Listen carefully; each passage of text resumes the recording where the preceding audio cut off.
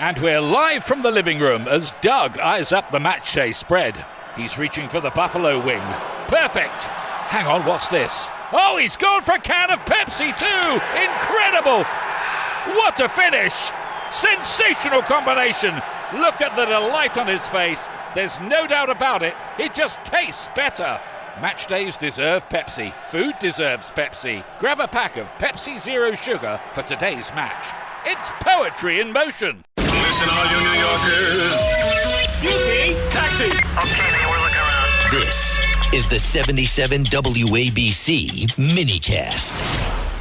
Owen Pataki, former Cornell Big Red football player, but now our ambassador to football in Ukraine. Tell us, are they loving American football in Ukraine even amidst a warlike situation? Hey, gentlemen, I heard you talking about traffic issues. Sorry, we're driving through central Ukraine right now, so the reception's a little spotty. But yeah, they're enthusiastic. They're good at it. They love the sport. It's not as popular as soccer, obviously, like most European countries, but they've got a really enthusiastic league and some pretty great young players coming up through their ranks. Owen, the Ukrainian guys that play football, are they the same size as the football players in the United States, or are they bigger, stronger? So they have flag leagues as well as tackle football leagues. The tackle one has been muted since the war for obvious reason. A lot of the guys joined the army. I've met and I know a lot of the tackle guys, and they're definitely as big as your average American football player. They've got some big guys. They've got some skill position guys as well. They're definitely big boys over here. They can definitely throw the pads around. They're not afraid to hit for sure. So yeah, I mean if they went on an NFL or NCAA workout training regimen, I'm pretty sure they could definitely hold their own with the American football players. Owen, I want to ask you about in a second about the fact that, of course, this is an important deal for America financially because the NFL's interest in Europe is well documented. They're going to play even more games in Europe this year. It's a very big deal. But before I do that, because I don't want this to get to only talk about the sports aspect of it, how do you feel that the Ukrainian people feel about the United States now? 4 years into the war with Russia, is there resentment? Is there gratitude? Are you helping via football and other things, helping to keep this relationship going? Because at some point this war is going to end, and we're all going to have to reassess where we are in the world. Yeah, well, I don't want to speak for the entire country because there's differing opinions depending on where you go, who you talk to. But from the Ukrainians that I've spoken to, they're definitely they love America. They do like us. They appreciate the sport we did give.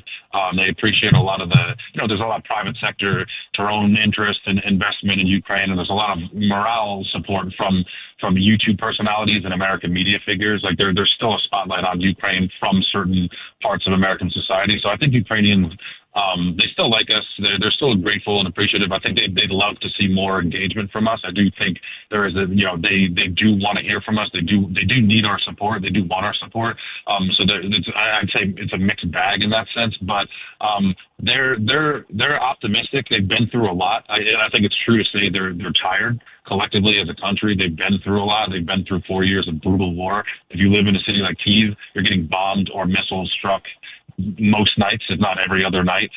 So they are tired and they want the war to end. But I personally haven't seen any resentment towards America or anything like that. But I do think these kind of trips from American groups and from groups like the Pataki Center or the NFL or whoever, I do think they're meaningful. I do think it shapes that soft power and keeps that diplomatic and that a human channel between our countries, keeps it open and alive, which is what we want, I think. Owen, I have a question for you. This is Fernando Mateo. I'm a very good friend of your father's, a very big supporter of Governor Pataki. Aren't you nervous being in Ukraine right now with what's going on? I mean, it takes bravery to actually take a flight and go out there to promote sports or football in this particular case. How do you feel personally? Do you feel safe? Yeah, I mean, the cities we're in, for the most part, we're avoiding, obviously going anywhere farther to the east or a major city like Kyiv. We just came from Lviv. We're going to Vinnytsia. we're aware of how dangerous it is and how violent some of the last few weeks and months have been. This is my 8th trip to Ukraine since the war started, and this is the Pataki centers. I've lost count. There's probably upwards of 20 of Pataki center missions over to Ukraine. So at this point, it's not our first trip. We've been here before, and I think about it, but I think about our Ukrainian friends who live in this. They live in these cities. They live this life, and they can't leave. They're here every day, and so anything bad that happens, they're seeing it, or their families are feeling it, or people they know are hearing the missiles or the drones come into Kyiv or other big cities. So yeah, we're aware of that. It's a dangerous place for sure. I'd be lying if I said we weren't cognizant of it, of the danger. But we're busy here. We're traveling. We're staying to relatively spots as safe as you can be. So we're not scared to be here, but we're definitely aware that we're in a dangerous part of the world for sure. Owen, it's Judge Richard Weinberg, who's one of your father's admirers and colleagues. I want to commend you and your father for everything you do. I have 2 questions for you. First question is, what motivated you and your father to do this in the first place, to go into a war zone, to do this, to support the people of Ukraine? And the second thing is, what's the sense that you have of the morale of the people after these 4 years of war?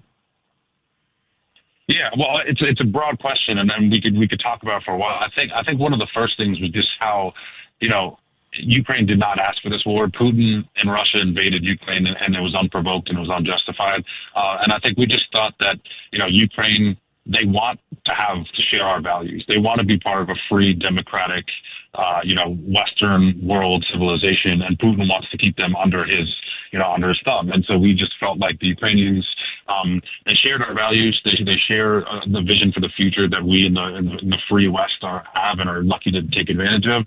And the Ukrainians showed so much bravery. They showed so much willingness to fight, willingness to defend their country. And I tell the Ukrainians, it reminds me of how America started. America started with an imperial power, Great Britain, who didn't want us to exist. They wanted us to stay colonists to the king. And Putin is kind of acting the same way to the Ukrainians. So we see a lot of echoes in Ukraine's struggle for their own independence and liberty, like the American Revolution. So there's a lot that we have in common. And the Ukrainians, like I said, they're tired. I think they're exhausted from war. They definitely feel it, but they're not going to give up. They are very resilient, and they know what they're fighting for. They believe in it. So they're nowhere near ready to surrender or to give up, the country or even lands at this point. They're going to keep fighting, but they are tired. In a very real sense, what the Ukrainians have done in this war is they've revolutionized warfare with their drones. They're on the cutting edge of this, and this is going to shape future wars. Regrettably, we have to have wars because there are necessary wars, but this is going to reshape how both sides fight, and technology and AI is going to be the future. Yeah, and they have so much experience at this point that they're teaching NATO's troops, they're teaching American troops, they're sending anti-drone technology to the Middle East against Iran. So Ukraine definitely has earned their place among the kind of powerful, influential nations of the world for sure. They've earned it through 4 years of sacrifice and war, but they're definitely, like you said, they've learned a lot, and they have a lot to teach us in the West. That's for sure. Well, Owen Pataki, thank you so much for your efforts as someone who is a very big advocate for youth football. The regular football, youth football here in the United States, going through kind of a crisis. A lot of parents not letting their kids play football. It's a very, very great character building sport. It's a big teamwork sport. There's a lot of positives for it, and the safety concerns about football are being addressed more and more every day. That's my little advertisement for youth football. But I'm glad you're doing this in Ukraine. Whatever we can do to spread the American truth, justice, and the American way overseas, if it has to be football, if it's entertainment, whatever it is, I think it's a great thing. So thank you so much for what you're doing there. And say hi to your dad for us. That's Owen Pataki, who's over in Ukraine, trying to promote American football over there. And boy, do they need a pastime there other than war. That's for sure. Be safe and be well, Owen. Right. Owen, thank you for having me. Take care of yourself, my friend. Take care, Owen.